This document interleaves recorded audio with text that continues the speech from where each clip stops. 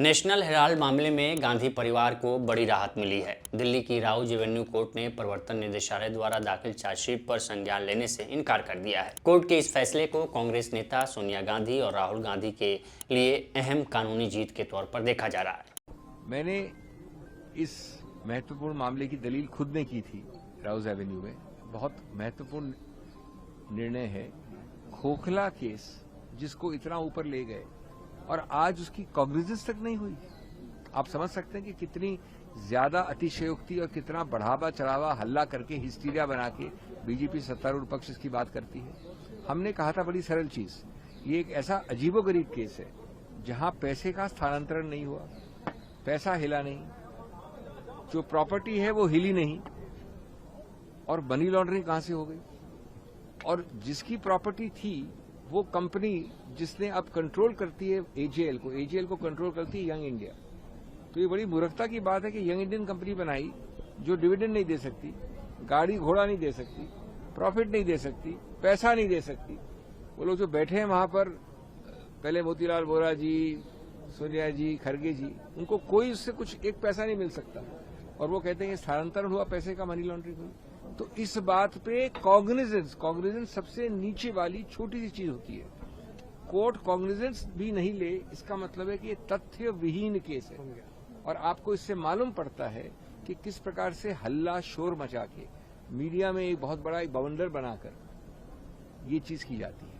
Court ने अपने आदेश में स्पष्ट किया कि मनी लॉन्ड्रिंग की जांच और उससे जुड़ी अभियोजन प्रक्रिया तब तक वैध नहीं मानी जा सकती जब तक कि अपराध में विधिवत एफआईआर दर्ज न हो। कोर्ट ने कहा कि पीएमएलए यानी prevention of money laundering act के प्रावधानों के तहत ईडी को जांच शुरू करने से पहले संबंधित अपराध में एफआईआर का होना अनिवार्य है। अदालत ने यह भी कहा कि जिस एफआईआर के आधार पर मनी लॉन्ड्रिंग की जांच होनी थी वह अब तक दर्ज ही नहीं की गई है। कोर्ट के अनुसार सीबीआई ने अब तक इस मामले में एफआईआर दर्ज करने से परहेज किया है, जबकि ईडी ने बिना एफआईआर के ही ईसीआईआर दर्ज कर जांच आगे बढ़ा दी है। अदालत ने इसे कानून के अनुरूप नहीं माना। कोर्ट ने अपने निष्कर्ष में कहा कि एफआईआर के अभाव में न केवल मनी लॉन्ड्रिंग की जांच बल्कि उससे जुड़ी अभियोजन शिकायत भी बनाए रखना योग्य नहीं है। अदालत ने यह भी स्पष्ट किया कि किसी निजी व्यक्ति द्वारा दायर शिकायत के आधार पर मनी लॉन्ड्रिंग के मामले में संज्ञान लेना कानूनन अस्वीकार्य है। अदालत ने साफ किया कि उसका यह आदेश आरोपों के गुण दोष यानी मेरिट्स पर आधारित नहीं है। कोर्ट ने कहा कि वह इस चरण पर आरोपों की सच्चाई या झूठ पर कोई टिप्पणी नहीं कर रही है, बल्कि केवल कानूनी प्रक्रिया की वैधता पर फैसला दे रही है। इस आदेश के साथ ही राउज एवेन्यू कोर्ट ने ईडी की शिकायत को खारिज करते हुए संज्ञान लेने से इनकार कर दिया। नेशनल हेराल्ड मामले में अदालत के आदेश पर इंडिया टुडे की रिपोर्ट के मुताबिक ईडी सूत्रों का कहना है कि कोर्ट ने यह फैसला केवल तकनीकी आधार पर दिया है और मामले के गुण दोष यानी मेरिट पर कोई टिप्पणी नहीं की है। सूत्रों के मुताबिक दिल्ली पुलिस द्वारा एफआईआर दर्ज किए जाने के बाद ईडी अपनी जांच जारी रखेगी और जैसे ही दिल्ली पुलिस चार्जशीट दाखिल करेगी उसके बाद ईडी दोबारा चार्जशीट पेश करेगी। ईडी का दावा है कि यह मनी लॉन्ड्रिंग का स्पष्ट मामला है। अब जान लेते हैं कि नेशनल हेराल्ड मामला क्या है जिसमें राहुल गांधी और सोनिया गांधी को राहत मिली है। दरअसल साल 2012 में बीजेपी नेता सुब्रमण्यम स्वामी ने दिल्ली के पटियाला हाउस कोर्ट में एक याचिका दाखिल करते हुए सोनिया गांधी, राहुल गांधी और कांग्रेस के ही मोतीलाल वोरा, ऑस्कर फर्नांडिस, सैम पित्रोदा और सुमन दुबे पर घाटे में चल रहे नेशनल हेराल्ड अखबार को धोखाधड़ी और पैसों की हेराफेरी के जरिए हड़पने का आरोप लगाया था। आरोप के मुताबिक कांग्रेसी नेताओं ने नेशनल हेराल्ड की संपत्तियों पर कब्जे के लिए यंग इंडियन लिमिटेड ऑर्गेनाइजेशन बनाया और इसके जरिए नेशनल हेराल्ड का प्रकाशन करने वाली एसोसिएट जर्नल लिमिटेड यानी एजीएल का अवैध अधिग्रहण कर लिया। स्वामी का आरोप था कि ऐसा दिल्ली के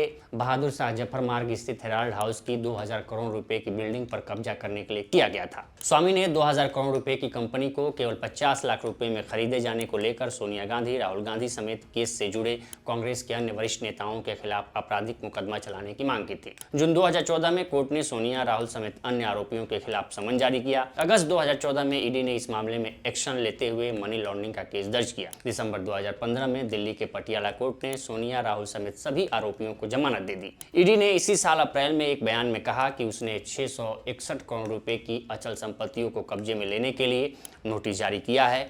ईडी ने पीएमएलए एक्ट की धारा 8 और नियम 5(1) के अनुसार संबंधित संपत्ति रजिस्ट्रार को दस्तावेज सौंपे थे। ईडी ने कब्जे में लिए जाने वाली संपत्तियां खाली कराने की मांग की थी। इन अचल संपत्तियों के अलावा ईडी ने एजीएल के 90.2 करोड़ रुपए के शेयरों को नवंबर 2023 में अपराध से की गई कमाई को सुरक्षित करने और आरोपी को इसे नष्ट करने से रोकने के लिए कुर्क किया था। इसके साथ ही ईडी ने मुंबई के बांद्रा में हेराल्ड हाउस की 7वीं, 8वीं और 9वीं मंजिल पर स्थित Jindal south west project limited को भी नोटिस दिया था कि वह हर महीने किराया ईडी के निदेशक के पक्ष में ट्रांसफर करे। इस पूरे मामले पर इसी साल 14 जुलाई को बहस पूरी हो गई थी। फैसला 29 जुलाई को आने वाला था, लेकिन 16 दिसंबर तक के लिए टाल दिया गया। अब 16 दिसंबर को कोर्ट ने अपने फैसले में कहा है कि ईडी ने जिस ग्राउंड पर चार्जशीट दाखिल करने के लिए दायर किया है वो बेसलेस है, यानी कि उसे एफआईआर इस मामले में अगर मनी लॉन्ड्रिंग के केस में अगर राहुल और सोनिया गांधी के खिलाफ मुकदमा चलाना है तो आपको एफआईआर दर्ज करनी होगी। तो फिलहाल इस रिपोर्ट में इतना ही। इस पर आपकी क्या राय है हमें कमेंट कर सेक्शन में ज़रूर बताएं। बाकी देश दुनिया की तमाम खबरों के लिए बने रहें लोकमत हिंदी के साथ। नमस्कार।